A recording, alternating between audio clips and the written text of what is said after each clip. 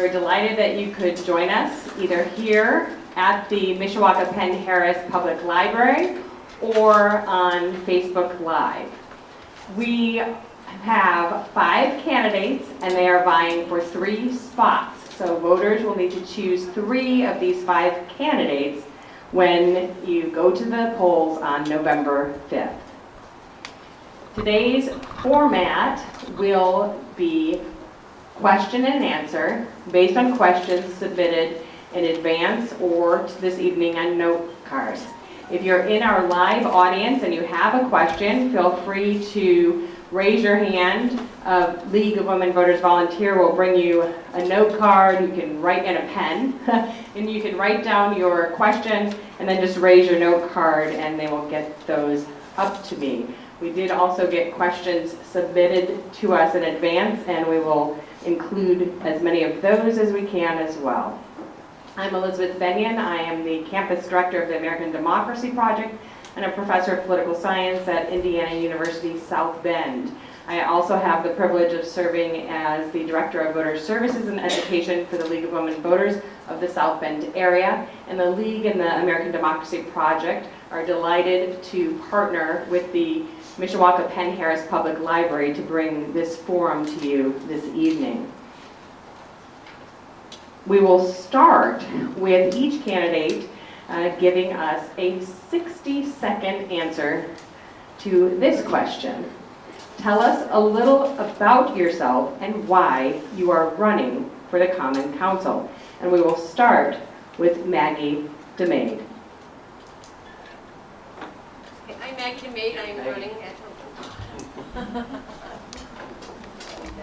You're all fishing. Yeah. Okay, is it on? Okay. I'm Maggie DeMaegd, and I'm running, as they say, for a spot on the Common Council, the at-large seat. Why I'm running is that I'm going to bring a new voice to the council, one not as a politician, but as a citizen of Mishawaka. And what motivates me to run is that I need, and we all need, our citizens to become more involved in their local government and in their city. In particular, volunteer. They can read the minute meetings from the different councils and the commissions that are there, and especially to vote. Our voter turnout sometimes tends to be not very good, and so I want to motivate people to get out there and be a part of their city. If you have motivated people, they believe that they have skin in the game, and if they have skin in the game, then they want what's best for themselves and their family. Thank you. Thank you. We hear next from candidate Dale Freeman. Thank you, Professor Benyon. As well, thank you to the Mishawaka Penn Harris Public Library for hosting this event. Thanks to the League of Women Voters, and thanks to the American Democracy Project. The reasons for running for office, I really can't think of doing anything else. I'm a Mishawaka, born, raised, lived my whole life within the city of Mishawaka. I really can't think of doing anything else. I want to get back a little bit to the city. I've been continuously employed by the city of Mishawaka in one capacity or another for the last 43 years. 3 years on the street department, 36 on the fire department, as well as 19 as chief on the fire department.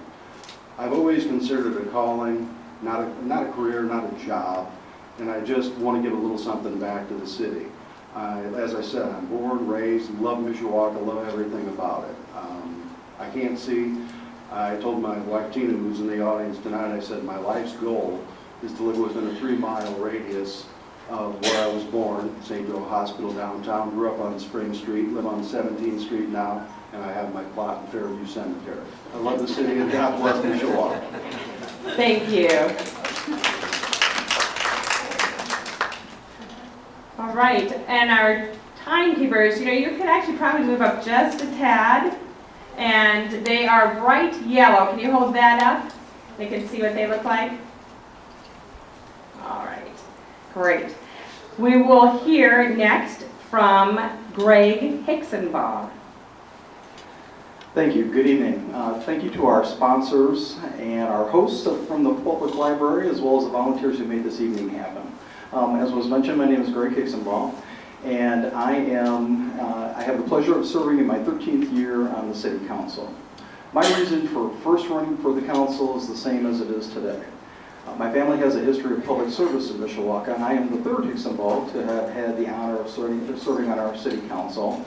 But public service goes beyond that in our family. I am the brother and brother-in-law of public school teachers and the brother of a current Mishawaka firefighter. My wife and I are lifelong Mishawaka residents, and we have two sons, 25 and 22, who also lead me to become involved. Mishawaka has been good to me. I love this community, as does everyone up here. But I want to do my part to make sure that my sons, your sons, the children in this community want to spend their life in Mishawaka just like we have. So I look forward to a lively discussion this evening and a chance to have more to say about my desire to serve on the City Council. Thank you. Thank you. Our next candidate is Matt Mammolenti. Good evening, and special thanks to the ADP and the LWV for organizing a great event, and all those involved online in the audience, and special thanks to the Mishawaka Public Library as well for hosting. As introduced, I'm Matt Mammolenti. I'm running for City Council at large, encompassing the entire city. And to answer Professor's question as to why I'm running for this position is very simple in terms of I want to bring the pride back to living in Mishawaka. After graduating from the University of Notre Dame, I could have traveled and worked in anywhere in the country, but I chose to come back and stay at home and raise a family. It was disheartening to see a lot of the recent graduates from high school and college go off into larger cities to get a better job. Why can't they stay here and get a great job? Why aren't employers coming here? And that's what I want to see. I have three beautiful, amazing children. I want to make sure and build a community that they want to stay and raise a family in. Thank you. Thank you. Our final candidate this evening is Bryan Tanner. Thank you, Dr. Binion, and thank you to the Mishawaka Penn Harris Public Library, the League of Women Voters, and those who are a part of the American Democracy Project. My name is Bryan Tanner. I'm a candidate for re-election to the at-large positions of the Mishawaka City Council. The reason I run is that I think public service should be personal. It's why in 2015 I knocked on over 3,000 doors getting to meet the people of Mishawaka. Already knocked on over 1,200 doors this year in this campaign, trying to reach the people of Mishawaka and hear what they have to say and the feedback that we need to better serve them. Whether or not they vote for us or whether or not they vote for me, we still hope to serve them and their best interests. And I believe that personal interaction is key to how we best serve their interests. There's a lot of things to be proud of in Mishawaka, but we're an imperfect city. We're not Mayberry anymore. And there's a lot of things that we could do to help problem solve and improve what we do from a day-to-day basis. Again, my name is Bryan Tanner, and thank you for your attendance this evening.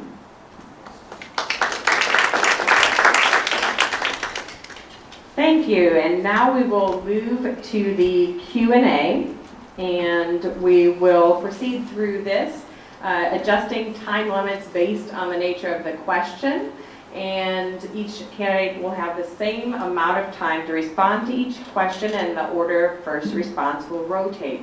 Candidates will have a 30-second rebuttal option if they are specifically mentioned by name or obvious reference by another candidate. Otherwise, we'll hear from each candidate their answer to the voter's question. We will start the first round then with Dale Freeman. And the question is, what is your plan for increasing the assessed value of single-family residential properties in the city of Mishawaka? 60 seconds. Thank you very much. As I've said, one of my key platform issues is maintenance and improvement of neighborhoods within the city of Mishawaka. Our biggest investment that any of us have in life is our homes. Anything we can do to improve the quality of stock in our neighborhoods, and be that through Habitat for Humanity, of which I'm an active volunteer. We've re-established a lot of nice neighborhoods. Look down 6th Street as an example. So to keep our housing stock up and the assessed value in the city as a whole, I think it's very important, and that is my #1 platform issue, is to keep neighborhoods safe, clean, and improving upon them at all times. Thank you. We will hear next from Democrat Gregg Hixenbaugh. Thank you. This is an issue that all communities face virtually every day. And I believe that the answer for Mishawaka is first and foremost to maintain what it is that we do well. Public safety is as important as anything else with regard to economic development. And the investment that we make in public safety attracts new residents to the community, attracts new businesses to the community, and retains the businesses and the residents that we currently have.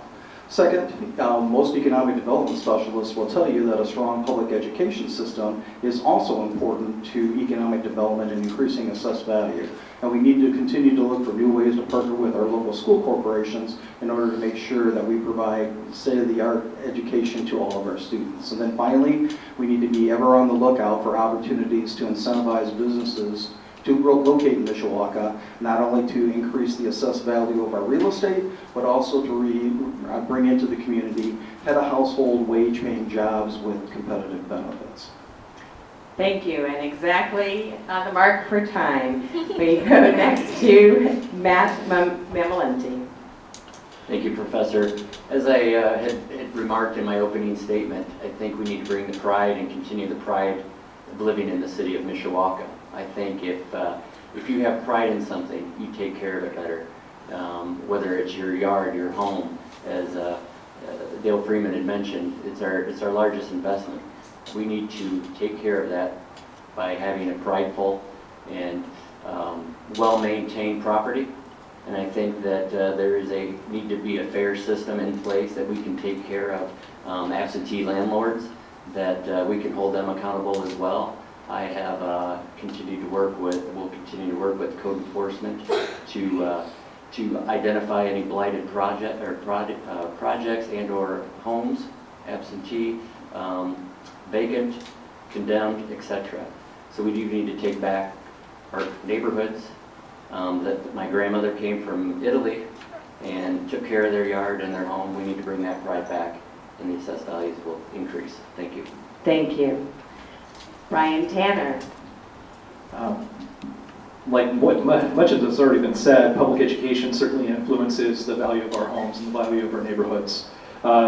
Safety and code enforcement absolutely impact the quality of our neighborhoods and how safe people feel in their homes. That translates to home values, certainly.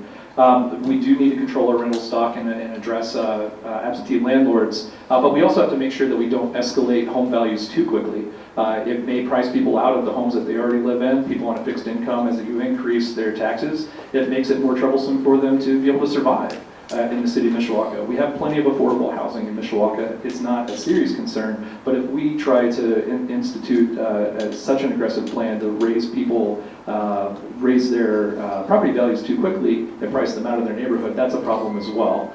We also have to address the difference between assessed value versus actual value. We have actually a really strong real estate environment in Mishawaka right now, but assessed valuation hasn't kept up with that in regard to what values we're seeing as far as revenues to the city of Mishawaka. Thank you. Maggie DeMaegd. She has to wait for the microphone. Yeah, thank you. This value is property. You want to first, I think, look at the maintenance of the public spaces. We have beautiful parks here in Mishawaka. We have neighborhoods surrounding those parks. And a lot of old houses, a lot of new buildings going up. And and you can tell that I'm not a public speaker. But we keep our parks and our open spaces and public spaces beautiful. The surrounding homes are going to do likewise. They're going to clean up their yards. They're going to keep everything trimmed. And with human nature, people see that happening to their neighbors. They're going to do the same. And that's how, and with the cleanup of neighborhoods and the assessed values of the homes will rise. Thank you. Our next question will go first to Gregg Hixenbaugh, and it also relates to housing. It says, do you support having taxpayers subsidize construction of additional high-end condominiums or apartments in Mishawaka. 60 seconds. Certainly the topic of tax abatement and TIF, but tax abatement for purposes of this question is one that generates a fair amount of discussion in the community. And we in Mishawaka have prided ourselves on being judicious and thoughtful with regard to the tax abatements that we approve, and I would anticipate that we will continue to do so as requests come to us. While none of us like to feel as though we are subsidizing the tax bill paid by others, the reality of economic development is that we compete with communities, not just regionally, but across the nation with regard to development projects. And if we unilaterally disarm and do not remain open to using tax abatement as a tool to incentivize business, those wage-paying, head-of-household jobs that are out there for the taking will not come to Mishawaka. So we need to be careful, but we need to be open to the concept and always keep the impact on the taxpayer, the individual homeowner in mind as these requests come to us. Thank you. Matt Mammolenti. Thank you, Professor. Similar to what Mr. Hixenbaugh had mentioned, realize it or not, we're in competition with other communities. We want to bring professional jobs, high-paying jobs to this area. And how do we do that? We need to attract them, incentivize them, and by doing that, it's been tax abatements.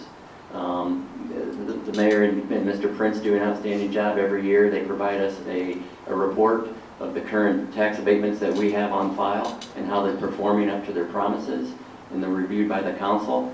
I think that it's used as a catalyst as well in undeveloped properties. For example, in the Riverwalk, we needed somebody to kickstart that campaign and catalyze that growth and development down there. So thank you. Thank you. Bryan Tanner. There's a significant difference between the use of abatements, which is a phasing in of new taxes, versus TIP monies, which is utilizing increment finance from other areas of the city. And there's more than one way to subsidize projects. As opposed to using TIP or abatements, we also build infrastructure to incorporate new businesses or new types of industry.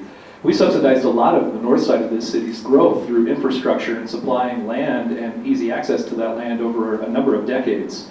Now, because of those decisions that were made 40 years ago, we're able to reap the tax increment finance value of that land and those developments to fund the developments in our downtown, which is certainly a value whenever we know that denser development is actually better for our long-term taxable position. It takes less infrastructure to support that dense development. In the long term, we may not see really great benefits on the north side of town with how not dense our development is and how sprawled out it is. So we just have to evaluate everything on face value and certainly take the points that were already made. Thank you. Thank you. Maggie DeMaegd.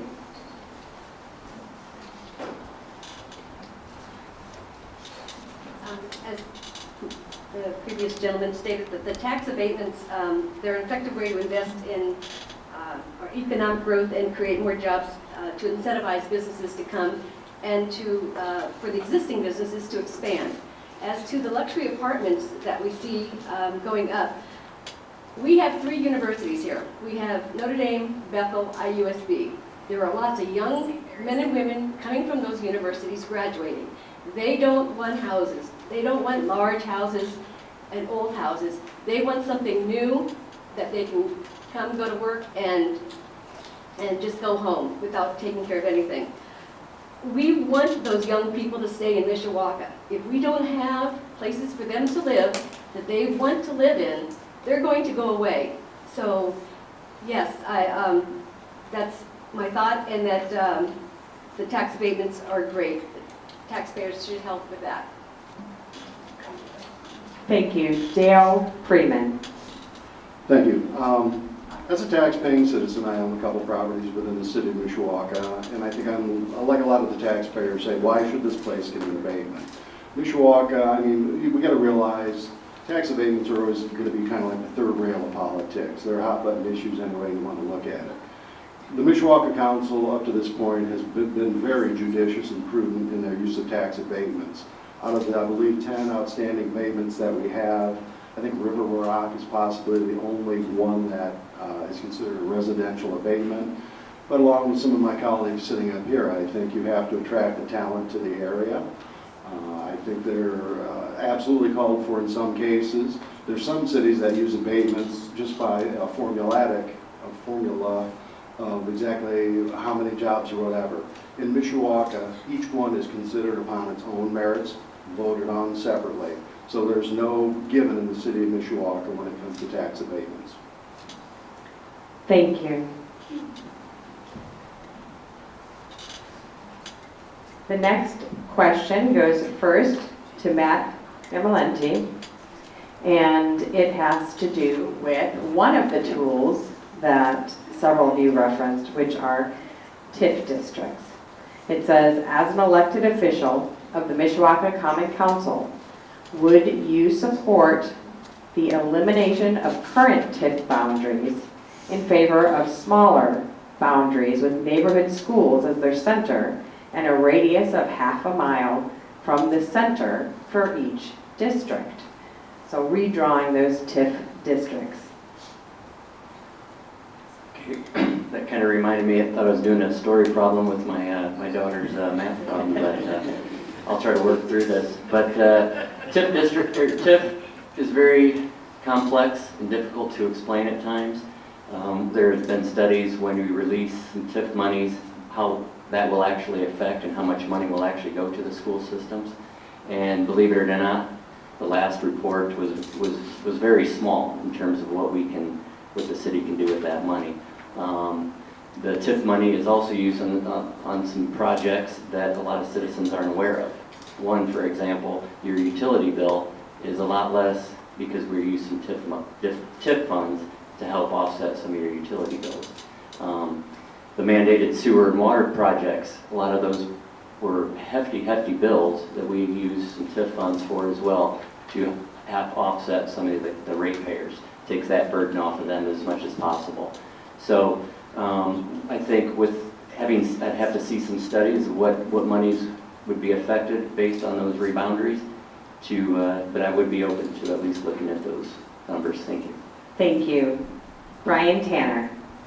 At face value, I don't know what the value of centering the TIF districts on the actual schools would be, given that the schools would not benefit from the growth in the assessed value over the term that the TIF is in place. Just in the structure of how the question was asked, I don't know that there's a great value to the school specifically with the structure that was suggested. In regard to redrawing the district boundary as a whole, I'm open to considering it. As it stands, TIF monies account for roughly $20 million projected next year, which is growing increasingly closer to what our general fund budget is and that the City Council has oversight of. We do benefit, as Matt mentioned, in regard to our sewer bills and in other various ways, our downtown park infrastructure, and many of the other sewer projects that we see around town. But if you are outside of that TIF district, you only do see that incremental aspect of your sewer bills and things of that nature that are impacted positively by TIF. Thank you. Maggie, I'll say your name slowly. DeMaegd. Okay, I'll be honest, I know a lot about TIF, but I'm not going to speak about it because I'm not that well versed in it, so I don't want to do anything. I would be open to seeing reports and considering anything that anyone would want to bring across the council. But as I said, I'm not fully aware. I haven't read a lot of things on it, and I'm not that well versed in the TIF thing. So I'm going to let it pass this time. Thank you. Further study and knowing what you don't know can be a value in an elected official instead of claiming to have answers that you may not have. So that's a perfectly acceptable answer this evening if anybody encounters a question where they feel that's the best answer. Dale Freeman. I think I agree with Councilman Mammolenti. A train leaves the station at 30 miles an hour westbound. No, sorry. The TIF districts, I think we got to realize too, if we should decrease them and make it a smaller radius around the local schools. I think we can get into a case where we're playing some of the haves against the have-nots. If one of the schools is located in a particular affluent district and winds up benefiting greater than, say, a school district that may not be in quite as an affluent district, I think we're just creating some kind of disparity there, which I think is probably going to be unfair to the lesser schools.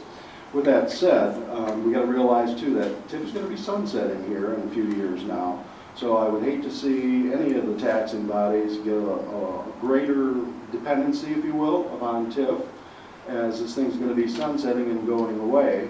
And I think sometimes we're better off improving the infrastructure as it sits with the TIF monies and leaving up to our very, very competent planning department and administration. Thank you. Gregg Hixenbaugh. Well, I have now learned that there's a disadvantage to going last, and when you rotate the mic as we do. But with regard to TIF, as a former central office administrator in Mishawaka, I have long been concerned with regard to the impact on our public schools of the TIF district. As a member of the city council in the past, I have voted to reduce and to vacate some of our TIF districts to then release that captured tax rate and tax funding to school corporations and other governmental entities. We need to keep in mind that TIF is a valuable tool, and I will cite for you the example of University Park Mall that largely exists because of TIF. With regard to the specific question that was asked here, we should be careful. If we TIF the areas around a school, think of the neighborhoods within which they lie. Those are primarily residential, number one. The income stream from that TIF district may not be the same as a retail or manufacturing area. Number two, there may be some significant concern on the part of homeowners to do that. So while we need to take a look at TIF in the community at this time, I think that looking at it in a different context would make the most sense. Thank you. Thank you. Our next question will go first to Bryan Tanner. And I will actually combine two note cards because they are related. The first says, what is your stand on a civilian review board to help with police oversight? Why are our police allowed to police themselves? And the next says, what is your stand on strong body camera policies for our police? And I'll give you up to 90 seconds. That's obviously kind of a loaded question because we don't have a civilian review board now, and we've seen where some other communities have had one and it doesn't work very functionally. We have talked quite a bit about having a merit review board within the police department, and there may be or may not be any progress on that coming to fruition. But some oversight is good. Too much oversight can be preventative of good policing work. As far as the body cameras, I think that that's an obvious upshot for everybody involved. Up to this point, we've had a very elective process for police officers in Mishawaka to wear a body camera of their choosing, of a model that is approved by the administration or management within the police department. And I believe we're constantly moving closer to have universal body cameras. It's a huge technology cost because it's not just the recording of video, it's the storage of thousands upon thousands of hours of that video that the city would have to absorb that cost for. But it protects the officers in that situation, it protects the civilians in that situation, and frankly it makes any court proceedings that might follow much more straightforward. Again, also to the benefit of the officers and the civilians involved with those potential altercations. So in regard to the Civilian Review Board, perhaps there's a benefit to that. It's not something that I've directly considered before tonight, but it is something in a close regard that I've talked to some of the officers about a merit review board for their growth within the department and their potential disciplinary actions as well. Thank you. We'll hear next from Maggie DeMaegd. Let me first start off with the body cameras. I am all for the body cameras, no matter the cost. It protects both the public and the police officers. I have been around police officers since I was 15, and I was a police cadet in San Diego, and I was going to be a police officer, but my husband told me not to. No, we decided that it would not be the best for me. So anyways, a police oversight committee, I don't think that I would really want one in the city because police, like firemen, have their own way of looking at things that sometimes the citizens do not quite understand. They are, not, it's hard for me to say, but it's the police, the term that's used as the police policing themselves is the best way of doing it. They have, you know, I'm sorry.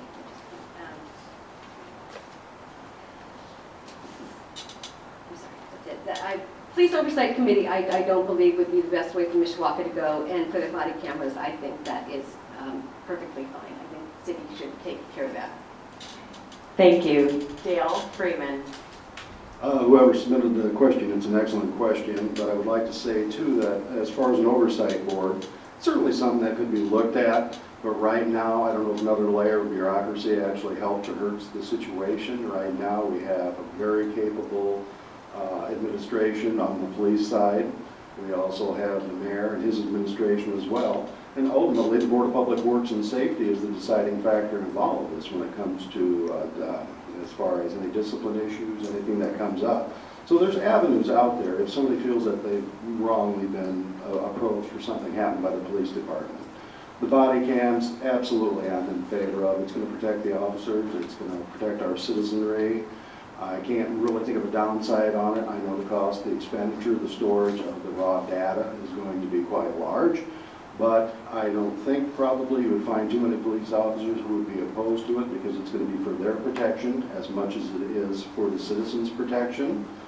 So the body cams definitely in favor of. The oversight committee would be willing to take a look at it just to make sure it's not another, as I said, bureaucratic layer. But certainly it's something that deserves a light of day and open discussion. Thank you. Thank you. Gregg Hixenbaugh. With regard to the Civilian Review Board, I've always prided myself on being open to new ideas and certainly would be willing to engage in a review of this topic. However, amongst the questions I would have would be, what is the purpose of such a body? Clearly there have been events that have taken place in other communities that could answer that question, but more to the point, my question would be, what in Mishawaka, unique to Mishawaka, do we feel that such a body would address? In other words, what is not working well under our current system? So if that was answered as part of the process, I certainly would be willing to engage in the review.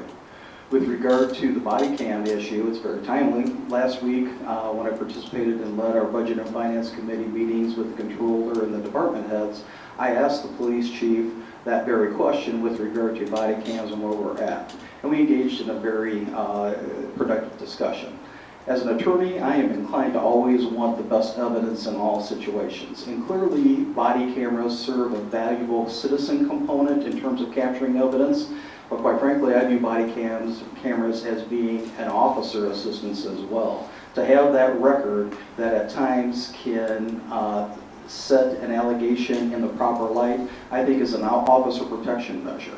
I do believe that our current voluntary program in Mishawaka is not satisfactory. I think we need to seriously review a mandatory body cam comprehensive program and implement that as soon as the next budget year. Thank you. Thank you. Matt Mammolenti. Thank you. I'll start off with the Civilian Review Board. I am open to anything that would make our officers and citizens safer.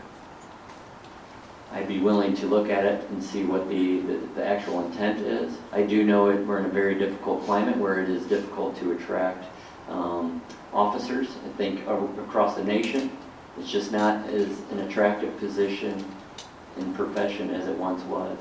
So again, whatever it takes to try to bridge that gap between the civilians and the police officers, I'm willing to look at. But I think it's more of a general comment or a statement with the Civilian Review Board that seems too broad at this point. I'd have to delve down into it more deeply to see if I would be in favor of it. Regarding the body cams, again, anything that allows our police officers and citizens to be the safest at 30 seconds, thank you, possible, I'm all for it. I don't think that safety should have a price tag. Whatever that cost is, I think that we should find ways to make our officers and our citizens the safest possible. If I were to find one Concerning thing on the body cameras would be the privacy issue and when an officer goes into a civilian's home. So my time is up. Thank you. Thank you very much. Our next question will go first to Maggie DeMaegd. And the question is this: what additions would you support in the Mishawaka Code Enforcement Office? Do they need more full-time code enforcement inspectors, administrative support persons, hearing examiners, or summer seasonal help to support existing staff? Please be specific about your staffing preferences. Well, since I'm not on the council yet, code enforcement, I can tell you by a house directly across from me that we are in need of more code enforcement officers, and I would support the hiring of more code enforcement officers and the administrative part that goes with that. So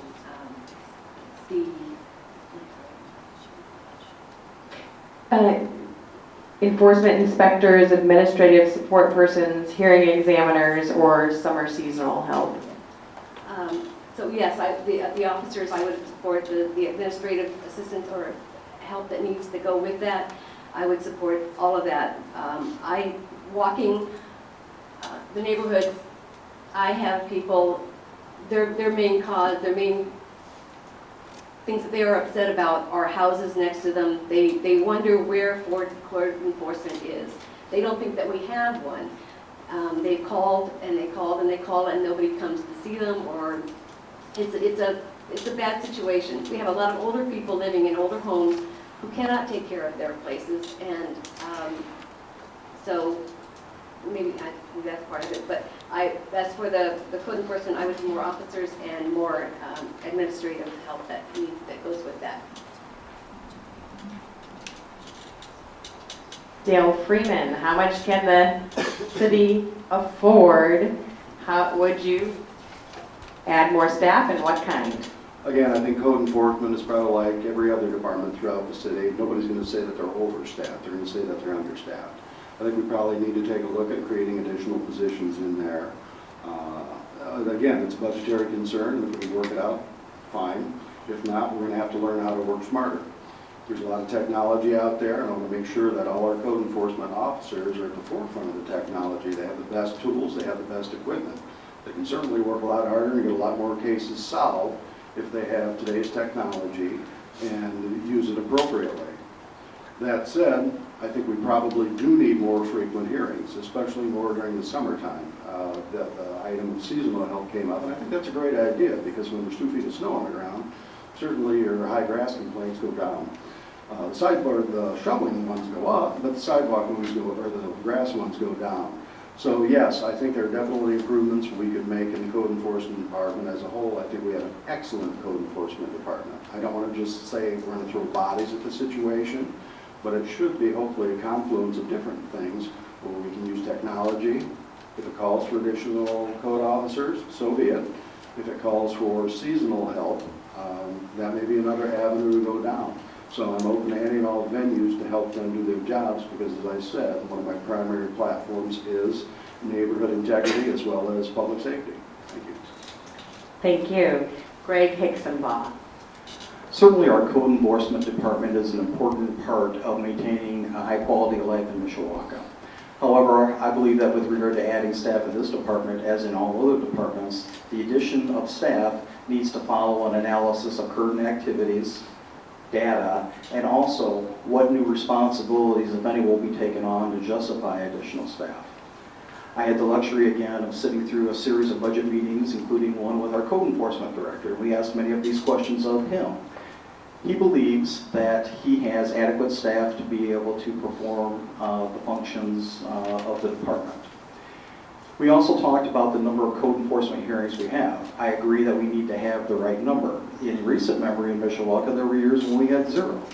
If we had a hearing every day, that would be too many, 0 feels like it's too few. Now we're having at least quarterly code enforcement hearings, and that feels to me like an appropriate number, but we could have more as needed. We also had a discussion with regard to some potential ordinance changes related to code enforcement that the director had in mind. And I would look forward to engaging in that process with him, the administration, and other members of the council to see if there is some revamping of our current ordinances that we need to make in Mishawaka. If so, that could very well drive an analysis of additional staff.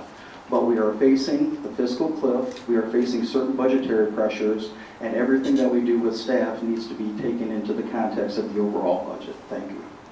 Thank you. Matt Mammolenti. Thank you very much. I think code enforcement is a very pertinent position and department within the city. I think our officers do an outstanding job currently. If you ask them, you know, anybody could use some help. And what we had done in the past is before they were out on the road. In order to type up the report, they'd have to come back to City Hall in their offices, type up a report, very time consuming. And if they now have laptops, tablets, that they can actually do some of the work while they're out on the road, able to maintain and visit more properties. I think the best question to answer this question would be to ask code enforcement, what do you need? And as Mr. Hixenbaugh said, you know, things seem to be at the status quo at this point. I think my recommendation would be summer seasonal help. I think we can employ and get some of the high school, local college kids on payroll to help assist, drive around the neighborhood, be visible. I think that's where most of the violations occur, would be in the summertime. So with that being said, again, to reiterate, the code enforcement is a tough job. They do an outstanding job. We can work smarter with them versus harder. So thank you. Thank you. Bryan Tanner. Much like was mentioned about the technology and the budget, a lot of that's already been taken into account, and a lot of it's already been planned for a number of years. And I think we're in a pretty good place with that. Also sat in the recent budget meeting with the code enforcement director that said that he had enough staff to do what they needed to do in the field. Now, does that mean that every resident is happy with the results of that level of staffing? Perhaps not. What may actually happen is a lot of these elderly individuals who don't have the ability to maintain their homes need to be treated with a little bit more heart. And that's actually something that our code enforcement office currently does, in my opinion, fairly well, is they work with residents as long as there's an open line of communication to maintain progress toward an end goal. And it could take a considerable amount of time in some cases. Whenever you're talking about paint peeling on the side of the house and it's an old house with wood siding, you're talking about thousands upon thousands of dollars for somebody that's on a fixed income. We have to have enforcement with a heart. Whenever it comes to a neighbor down the street that couldn't mow their grass, you don't know what their situation is. I'm a big fan of lend a helping hand. You certainly don't want to become responsible for your neighbor's property, and there is a time and place for code enforcement. But I believe we're in a good place with code enforcement because of the practices that they do. And the first and final letter that they actually implemented not too long ago has been fairly effective as well in taking nuisance properties and accelerating the process that they're going to enter into for a hearing if they don't take action immediately. Thank you. Remember, audience members, if you do have a question, you can raise your hand. You'll receive a note card, and volunteers will get those up to me. Our next note card says, how would you fund the dispatch center? And this goes first to Dale Freeman, 60 seconds. Thank you. The dispatch center, the communication center is something that's very near and dear to my heart. As a lifelong public safety employee, and actually I sat on the board, the operations board, when the ideas for the dispatch center came down. We knew it was a 5-year plan. We knew we were going to have to reassess after 5 years. With my lifelong career in public safety, I can tell you that that call, when it comes into the dispatcher, can be made or broke by the call from the dispatcher. And that's police officer safety, that's firefighter safety, and that's the public safety. Now, I understand there's a budget shortfall. I am absolutely 100% not in favor of any new taxation upon the citizens of Mishawaka. We're starting to get a little bit of a relief from the circuit breaker that's taken effect, the full effect in there. And now to throw an additional 0.12% tax onto the citizens' back, I think it's a totally unfair issue. Is there any wiggle room in any of the other budgets and I say this with great respect to everyone, but can we glean some money out of other entities to pay for the funding of the Great Communication Center, which is a 24-hour, 365-day operation? Thank you. Of course, now we all want to know where you want that funding to come from. To be continued. Okay. Gregg Hixenbaugh. This has been a difficult discussion that has taken place here recently over a very compressed period of time. One of the salient points that came out of this discussion for me is that there is an element of unfairness that Mishawaka realizes with regard to the current funding, and that needs to be addressed. We need to be treated no more favorably, but not worse than the other entities, the other residents, all who benefit from this. I am not in favor of any of the proposals at this time that have been put forward. I've been vocal about my opposition to a tax increase. What we need to do, in my opinion, is we need to create a process that allows for input from all the other entities, libraries, townships, those involved. We need to look at options in a more thorough, measured manner than what we as a council have been able to participate in. And we also need to review the operations of the dispatch center to see if it's operating as efficiently as it can be. So what we have been proposed with now needs to be revised and looked at in a more measured fashion over the course of time. Thank you. Matt Mammolenti. Thank you. As Mr. Freeman had mentioned, this is a vital process and center that this city needs, this county needs. When you have an ill father at home and you have to call 911, you want to make sure that the first responders get there in time. We're talking about a matter of seconds. I visited and toured this facility, and it's just heart-wrenching what some of these dispatchers go through. So with that being said, I think that we need to fund this properly. And I think this comes pretty quickly across our desk that we need to look and delve into all options available. I know it's split up into three funding sources. I want to make sure, as Mr. Hixenbaugh had mentioned, that it's the most fair process, that Mishawaka is paying their fair share, no more, no less. So again, very, very important, vital piece to this community, and we need to fund it. Just to remind those members that has been mandated that we had to create this PSAP, this 911 center. So we will find a solution. Thank you. Bryan Tanner. As mentioned, this was a state mandate. We really didn't have a choice in the matter. It did come down to the not just 11th but 12th hour when the decision was finally made for how the agreement was structured. It isn't equitable between all the taxing units. The early leadership and the early hires were just poor. Technology choices and investments have gone awry. With that said, the current leadership, the current executive director, I believe is making up for lost time. Unfortunately, we're still paying the price of those poor choices that occurred several years ago. And we do need to restructure how the PSAP Center is funded. It does need to be more equitable, but in that same drop of a dime, we're going to fund it more equitably across the entire county and these other smaller communities and townships, then so should the executive board and the operations board change to also reflect who is being represented and who is paying for the operation of the PSAP Center. So there's plenty of room to grow and plenty of room to restructure this. That's it for time. Thank you. Maggie DeMaegd. We all talk about first responders being police officers and firemen. Actually, the first responders are the 911 dispatchers. Their stress levels are up to the same as the fire and police officers. And the 911 call center should be funded as well as we can possibly do that. The call center, the Mayor Wood and County Commissioner Andy Castelny have submitted a plan that equitably distributes the cost of this funding throughout the county.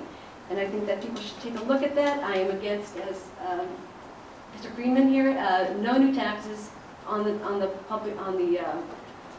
of Mishawaka should be assessed for this. Other counties, other parts of the county should do their fair share. They should take responsibility of what our firemen and policemen and our dispatchers do for them. Thank you. Thank you. Okay, we actually have some follow-up questions on this issue, so we will extend this question for 60 more seconds, starting with Gregg Hixenbaugh. Would you be open to considering taxes if a better solution is not found? And Dale Freeman mentioned that we might have to take from other entities. Where would you pull from to fund the dispatch center?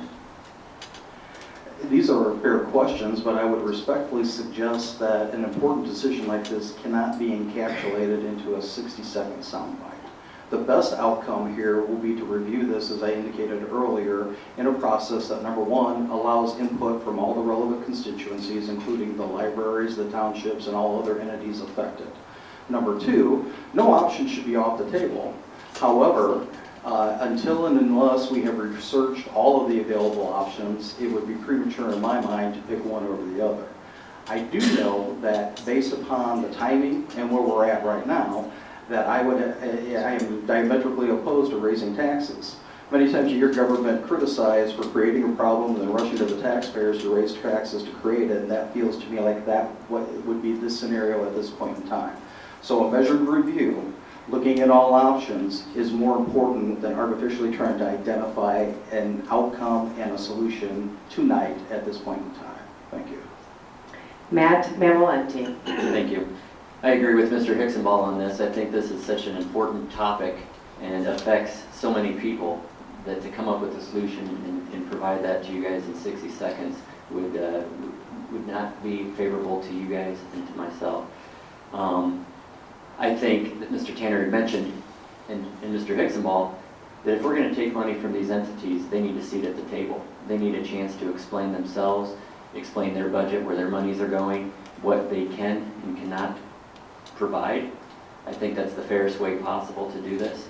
So I'm open to review. I'm open to listen to all voices of all the entities that we expect to pay for this, and I look forward to that. Thank you. Thank you. Bryan Tanner. I hope this isn't more of the same response, but right now I don't see any timely response to compressing or extending the amount of taxes that are coming out of LIT for funding the PSAP Center. We've got a hard deadline by state statute of it's got to be done by October 31st, really, because it's got to be before November 1st that this kind of a budgetary decision has to be made. And it also has to be made by 2 of the 3 major taxing entities in the county, including South Bend, the county, and the City of Mishawaka Council. It would be really tough to see that come to fruition this year. It would also be something that I don't think is as detrimental to a lot of people as what we might chalk up to be when we talk about really a small raise in the payroll tax, the income tax. Those who are on a fixed income, those who are the hardest hit economically in our community, would not be on the hook for that additional money. Certainly not something I'm going to make a decision on now, and there's a lot more to consider before we get there. Thank you. Maggie DeMaegd. What they said. No, I am opposed to new taxes for the citizens of Mishawaka.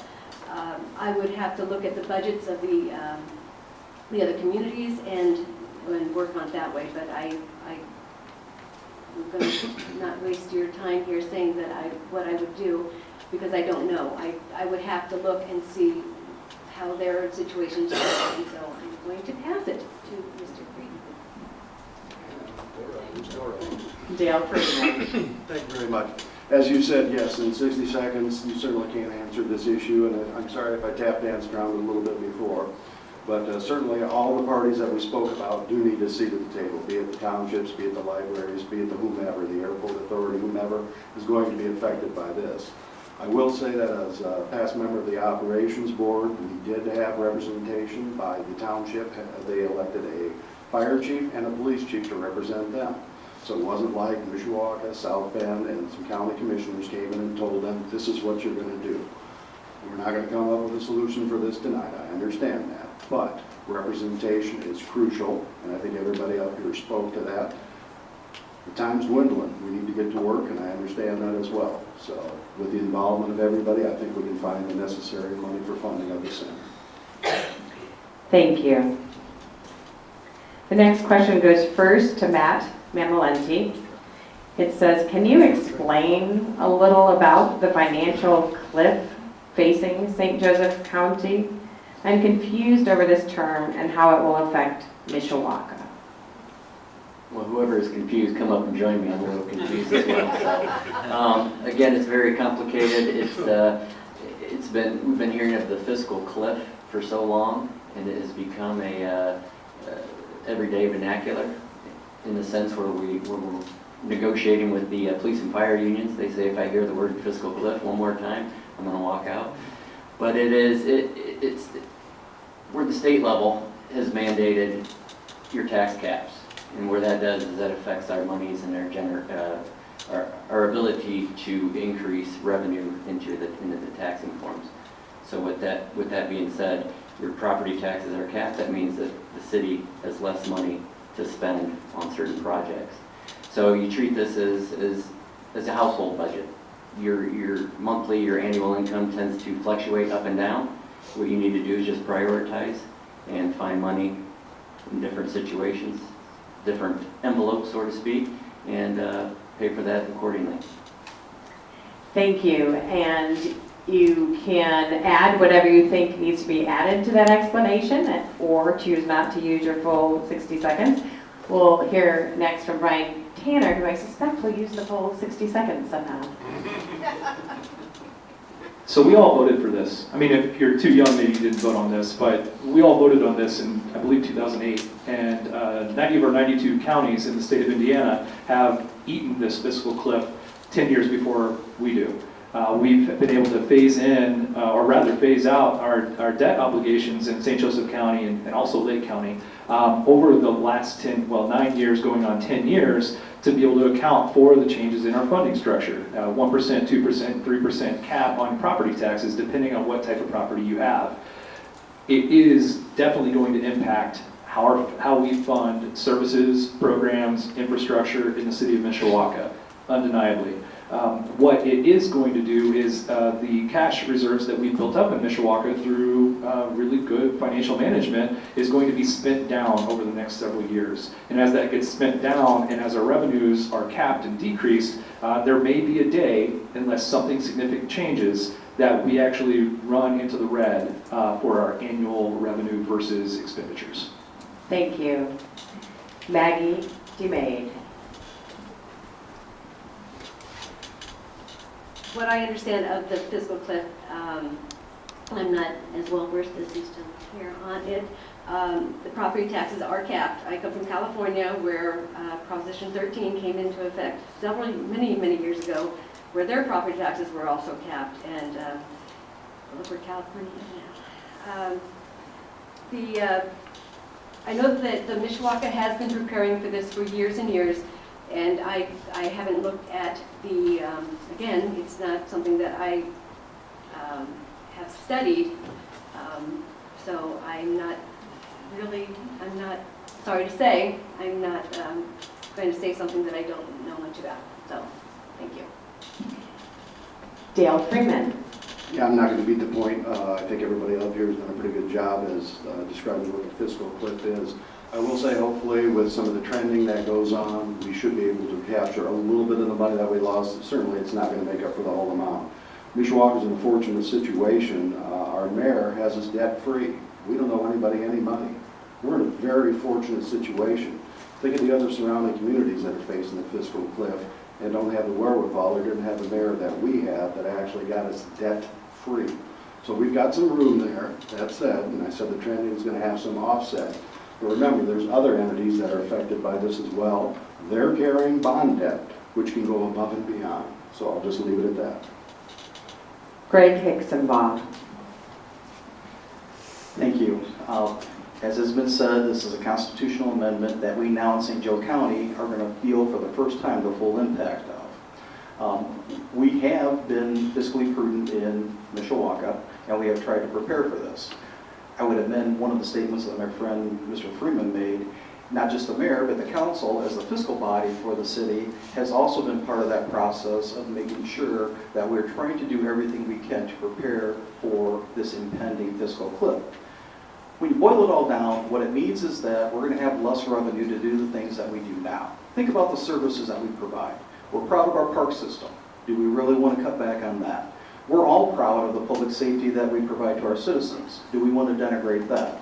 With regard to code enforcement, building department, every other department and service we provide, what do we want to do less of now than what we've done in the past? Those are the difficult decisions that are going to be foisted on us as a result of the fiscal cliff, and those are the conversations that we're going to have in the community and in City Hall and on the council in the coming years. Thank you. Thank you. The next question will go first to Bryan Tanner. As a member of Common Council, would you support or oppose the voluntary or involuntary annexation of any current portion of Harris or Penn Townships into the boundaries of the city of Mishawaka? I'm not in favor of any involuntary annexation in virtually any circumstance. As far as voluntary annexation, I think we have to be prudent about that. One of the things that we've benefited from, especially in the core of the city of Mishawaka, is that our balance of residences to infrastructure is actually beneficial to the city. Our streets are only so wide, our homes are actually fairly close to each other. That's actually a tax-dense way of developing our city. If you go out too far into Harris Township and things of that nature, homes are spread out. There's a lot more road to connect those places. There's a lot more utilities that would have to be run, sewers, underground, things, curbs and gutters and things that they don't currently have that would have to be ultimately be upgraded over time at a tremendous expense that I don't know would be of any benefit to the taxpayers of Mishawaka. So we would have to be prudent in our approach to voluntary annexation, but I'm almost entirely against any circumstance of involuntary annexation. Thank you. Ms. DeMaegd. Mrs., well, I use MS. I'm actually with Bryan. I don't believe that involuntary annexation of anything should go through, and we would have to study what happens with bringing in of the Harris Township. With the fiscal cliff coming, we'd have to take that into effect as well. So that would be the money part of it would be the big part of it. So. Mr. Freeman. Yeah, forced annexations, I think, are totally off the table for I. You want happy citizens, you want people. On the other side of the coin, when you look at some of the annexations that have taken place and they've been voluntary, you've got to remember some of these subdivisions build their streets, some of their sewer systems which aren't up to Mishawaka standards. So what we wind up with is annexing property that may or may not be built to the city standards as we develop them within the city.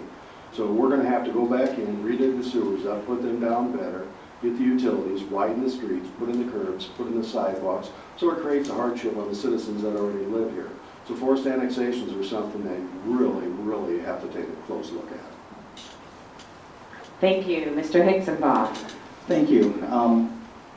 If I had the luxury of time, I would want to pull out Indiana code and refresh my memory with regard to involuntary annexations, because I have some doubt whether that would even be possible. As a practical matter, however, the good news I can report to you is that in my time on the council and even practicing law before then, I don't recall us engaging in any involuntary annexations. Even if that proposal came before us, I would have serious concerns. If you look at the annexations that we've done in recent memory, they have been primarily, if not exclusively, commercial and manufacturing development, which helps us with the tax base.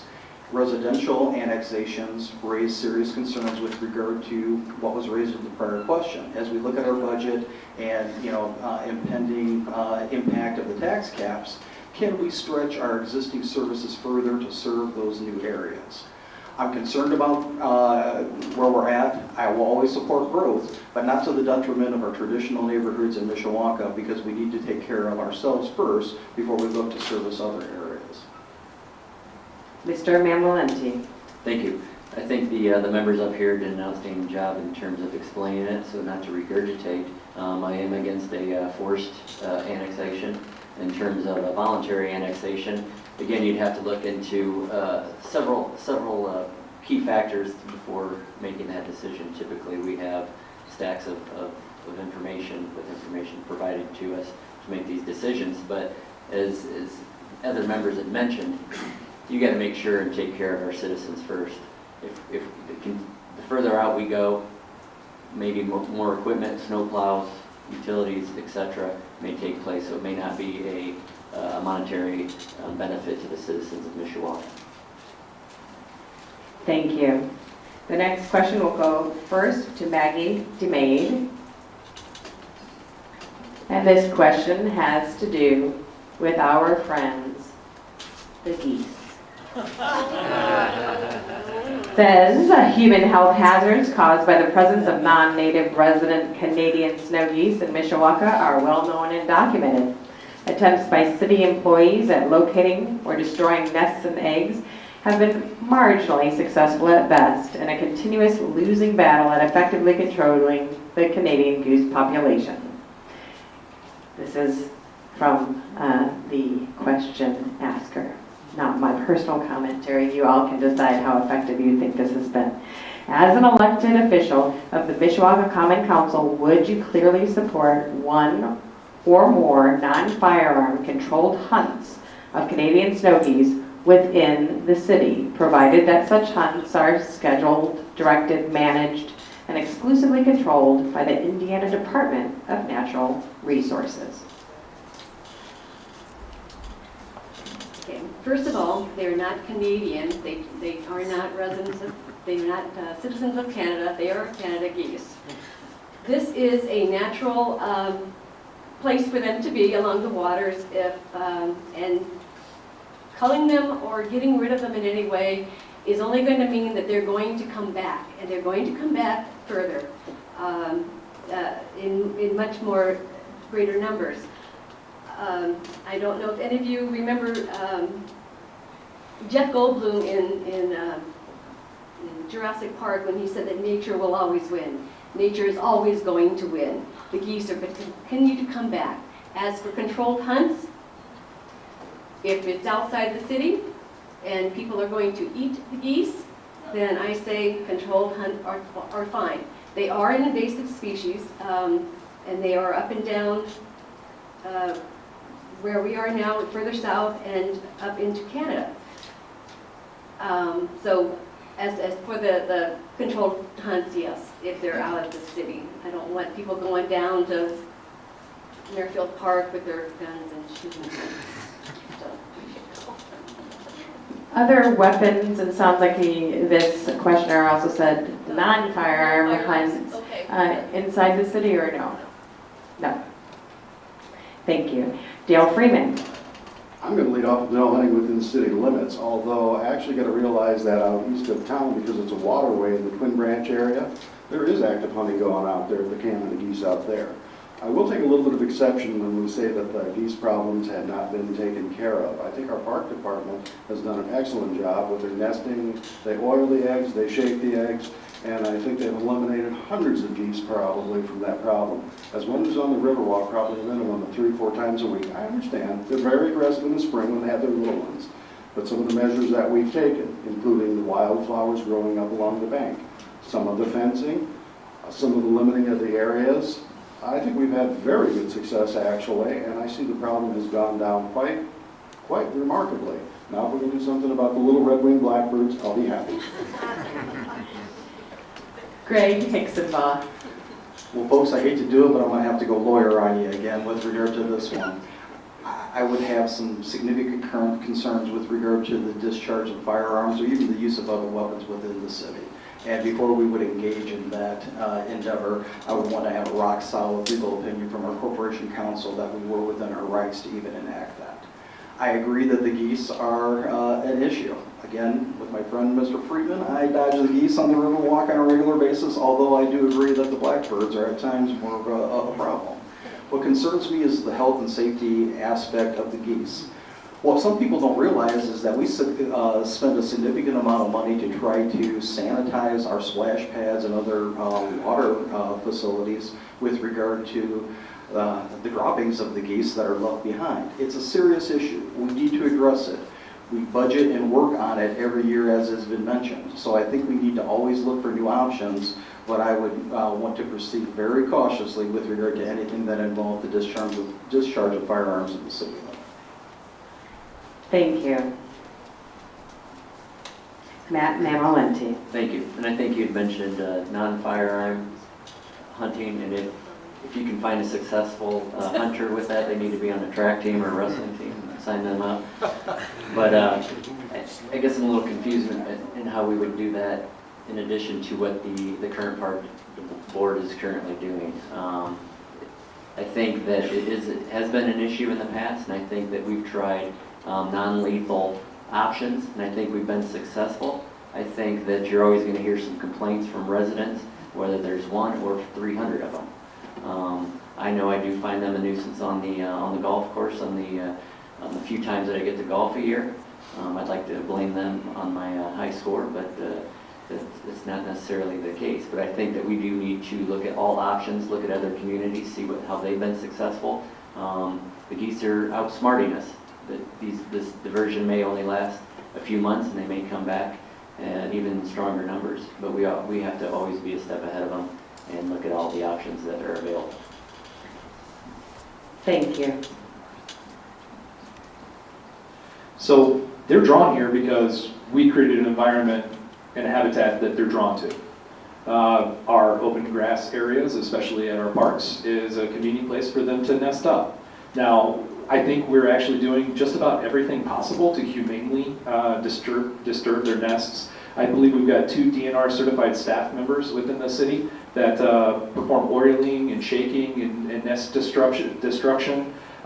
They've used dogs and drones to chase off the geese. They've used sprays on the grass to create a bitter taste that the geese don't like. They've used natural plantings along the river edge and fencing. I don't know that there's anything else humanely that they can do, except that now they're testing something that we've come to find out recently. Green lasers really tick the geese off, and it chases them away. So aside from those methods, there's not a whole lot more we can do except for change the environment in which we've built that the geese are naturally drawn to. Otherwise, they're our friends and neighbors. Thank you very much. The next question goes first to Dale Freeman. It looks like a commentary and a question. When it comes to awarding taxpayer-funded public works projects, the last 3 Mishawaka mayors have manifested a chronic myopic fixation on areas north of the St. Joseph River, treating long-established residential neighborhoods south of the St. Joseph River like country cousins at best and non-existent at worst.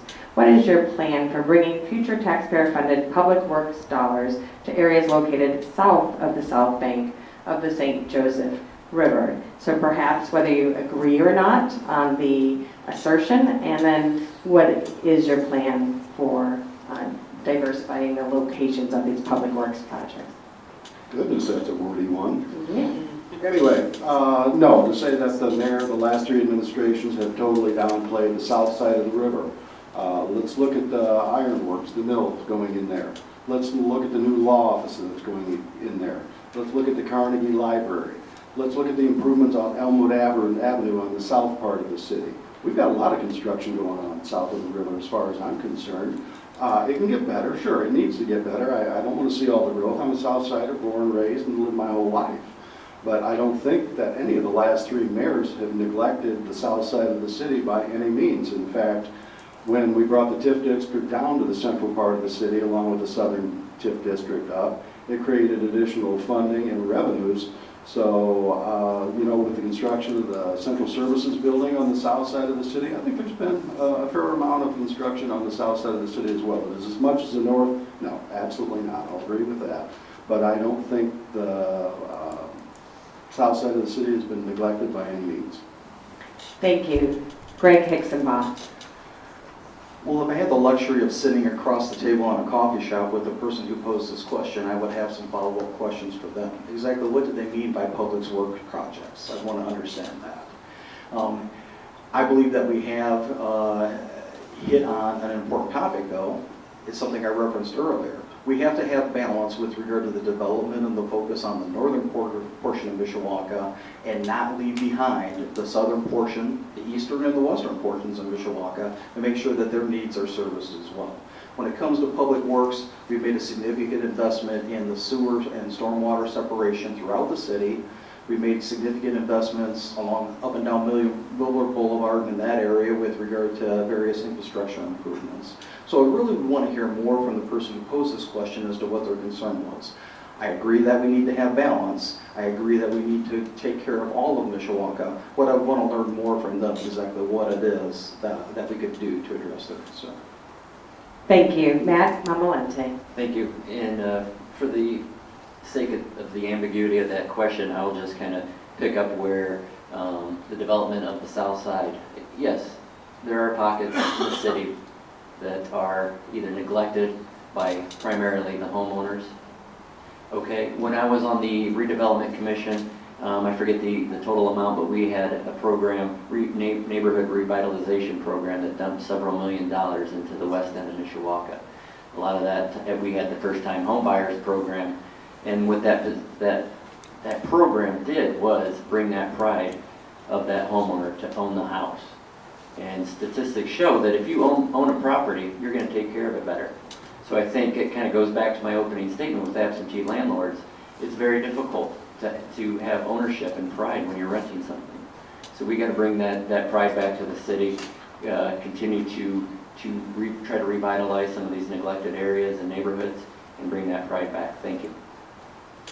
Bryan Tanner. So really the amount of infrastructure investment, and this is something I could literally talk about all night. I've got a 12-year background in civil engineering. The investment that happened in the north side of the town is precluded by decisions that were made 40 years ago for annexations and commercial development on the north side of the city.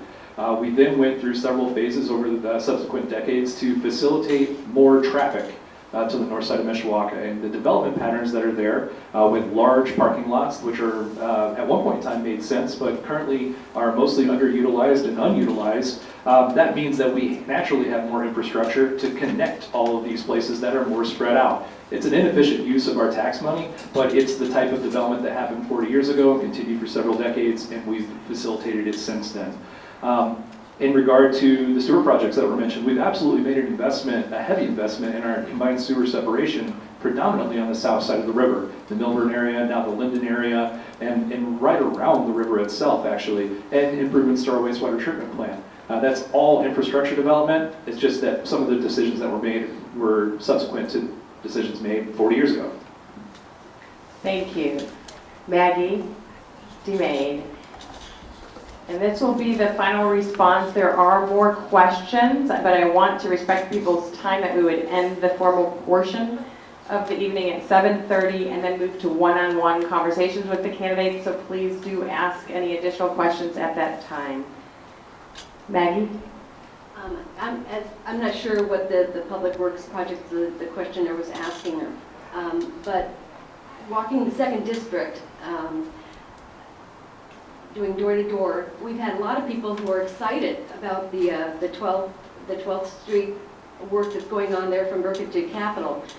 They're not very happy with how long it's taking, but they're going to be absolutely crazy pleased when it's done. And as Dale said, that we are a city that doesn't hold any debt, so we have to pay as we go.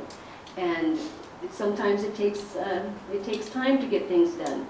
So I hope the person who asked the question can be patient, and we're doing everything we can but we don't like to take on debt. Thank you.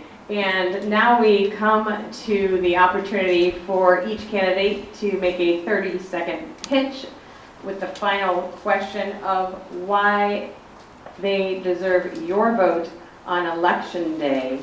Before we do that, I would like to announce that we have published candidates' responses to a series of questions at vote411.org. So that is co-sponsored by the American Democracy Project, the League of Women Voters of the South Bend area, and the South Bend Tribune. And they will be printing select responses, but you can find all of the responses, and those include questions that we did not get to this evening at vote411.org. We also encourage folks to come back here on October 14th for the Common Council District Candidate Forum, featuring those candidates running in contested district races here in the city of Mishawaka.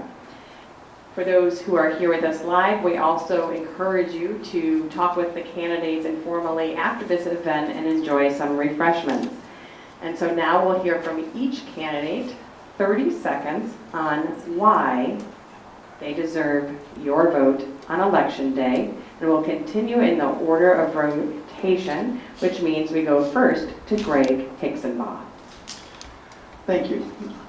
I'm running for office because I believe that I can have and will make a positive contribution to Mishawaka. I'm not running against any of the individuals who are up here with me this evening. These are all good people and they love Mishawaka. What I believe that sets me apart and my candidacy apart is my ability to understand and research complex issues based on my experience as a councilman and as an attorney, my willingness to listen and consider all points of view, even those that I don't agree with, and my commitment to standing up for what I believe in and what is in the best interest of Mishawaka, regardless of the personal or political consequences. So I appreciate the time that I was able to spend with you this evening, and I want to ask for your support on November 5th. Thank you. Thank you. Matt Mammolenti. Thank you. As I explained in my opening statement, I truly love this job. I'm very passionate about it. Not only do I have the 3 children that are my investments, but I have the entire city as my investment. I want to create a clean, safe, and business-friendly environment where graduates want to stay and get a job and where employers want to come and move in because we have great talent. I also love to get the people involved. I hold monthly neighborhood watch meetings. I've held over 50 of them in my 8 years in service. We don't know how to fix things if we don't hear about it. So community involvement is key, and I truly look forward to your support and your vote in November. Thank you. Thank you. We move next to Bryan Tanner. I'm a problem solver. I'm a family man. I've got, like I said, a 12-year background in civil engineering, and one of the biggest expenses that we have as a city is in our infrastructure. So that background comes in incredibly handy. I'm one of the few people, potentially one of 2, that actually reads an entire 65-page TIF bond document before it gets approved by the council. I put the time in, I put the energy in, I make it personal with everybody that I work with, and I make myself incredibly accessible to everybody who reaches out to answer their questions and hear their concerns. Maggie DeMaegd. In a letter to Richard Price in January of 1789, Thomas Jefferson wrote, in part, "Consolatory proof that whenever people are well informed, they can be trusted with their own government. That whenever things go so far wrong to attract their notice, they may be relied on to set them right. I implore getting every citizen in Mishawaka to learn how to trust their government and to work with it and to be a part of it. I am not a politician, and I am an average citizen who works hard, and I want every citizen of Mishawaka to get involved with this city, because the more we get involved, the better our city will be." Thank you. Dale Freeman. Thank you. I'm not a Pollyanna. I understand the city of Mishawaka has significant challenges ahead. I love a challenge. Working with Mayor Wood, fellow council people, we can overcome any of the challenges in front of us. I look forward to the better days of Mishawaka coming yet. In 2033, our city is going to celebrate its bicentennial, 13 short years from now. Some people will say Mishawaka's best days have passed us behind with the closing of the some of the other facilities. I say both. Our best days lie ahead, and I'd love your vote to be a part of it on November 5th. Thank you for your time. Thank you for your attendance, please. And thank you to all of our candidates.